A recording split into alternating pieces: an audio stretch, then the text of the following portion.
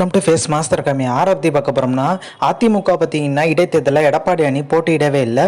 So இதில் மிகப்பெரிய லெவலில் சந்தேகம் ஏற்படுறதுக்கு நம்மளுக்கு தெரியும். இந்த கொடநாடு விஷயம் பார்த்தீங்கன்னா திமுக பெரிய லெவலில் விசாரணை வேகம் எடுக்க மாதிரி தெரியல. இப்படி ஏகப்பட்ட விஷயங்கள் பார்த்தீங்கன்னா ஓபிஎஸ் டிடி தினகர் இணைஞ்செல்லாம் போராட்டம் பண்ணாங்க இந்த கொடநாடு குற்றவாளி யாருன்னு சொல்லிடலாம். ஸோ அப்படி இருக்க ஒரு சூழ்நிலை இப்போ சசிகலாவும் அதை கையில் எடுத்துட்டாங்க. ஸோ எடப்பாடி பழனிசாமி பார்த்தீங்கன்னா திமுகவுக்கு இந்த இடைத்தேர்தலில் சாதகமாக செயல்படுறாரா, அதனால தான் புறக்கணிச்சிட்டாரன்ற மாதிரி ஒரு பேச்சு. இல்லைங்க, 10 தோல்வி ஏற்கனவே ஆயிடுச்சு, இதை பார்த்து இதுவும் தோல்வி அடைஞ்சுன்னா 11ஆவது தோல்வி பழனிசாமின்னு சொல்லிடுவாங்க. அந்த பயத்தில் தான் பின் வாங்கிட்டார்ன்ற மாதிரி ஒரு தரப்பு சொன்னாலுமே இன்னொரு தரப்பு என்ன சொல்கிறாங்க, தோத்தாலும் சரி சும்மா நின்று பார்க்கலாம்லாங்க, நம்ம பலத்தை நம்ம பார்க்கணும்ல அப்படின்ற மாதிரி சொல்லியிருக்காங்க. அதே பாமக பார்த்தீங்கன்னா ஜெயலலிதா அவங்க புகைப்படத்தை யூஸ் பண்ணியிருக்காங்க.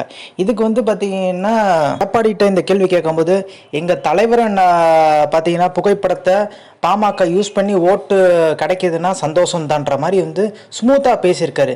என்னப்பா இவர் புரிஞ்சுக்கவே முடியல, திமுக சப்போர்ட் பண்ணுறாரா இல்லை பாமக சப்போர்ட் பண்ணுறாரா, இல்லை அவர் கட்சி போய்ச்சலாவிட்டு இருந்தால் போதுன்ற நினைக்கிறாரா என்னன்னே தெரியாமல் பார்த்தீங்கன்னா எல்லா தொண்டர்களும் கொதிச்சு போய் எடுக்கிறாங்க. சசிகலா பார்த்தீங்கன்னா இப்போ விட்டு கொடுக்க சொல்கிற மாதிரி சொல்கிறாரு. அதாவது அதிமுகவில் பார்த்தீங்கன்னா எடப்பாடி பழனிசாமி படிப்படியாக தான் போய்ச்சலாருன்னு சொன்னார். முதலமைச்சர் எப்படி ஆனார் தெரியும், சசிகலா காலில் தான் ஆனார்.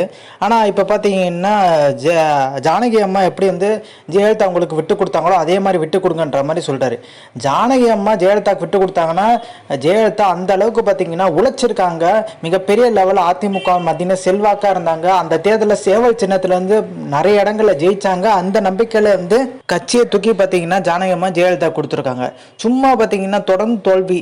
சசிகலாவும் விட்டு கொடுத்தாங்க, 2021 சட்டமன்ற தேர்தலில் நான் விளைவிக்கிறேன் கொஞ்சம் அரசியல் விட்டு அப்படின்ற மாதிரி சொல்லியிருந்தாங்க. அப்போ எடப்பாடி பழனிசாமி நல்லா பெர்ஃபார்ம் பண்ணியிருக்கலாம். சரி விடுங்க, ஒரு தேர்தல் போச்சு, ஈரோடு இடைத்தேர்தல் நான் 10 தேர்தல் நடுவில் உள்ளாட்சி தேர்தல் முறைக்கொண்டு அப்போ இருக்கும்போது அப்போல்லாம் ஜெயிக்கவே முடியல. இப்போ அடுத்த உள்ளாட்சி தேர்தலே வர ஆரம்பிச்சிருச்சு.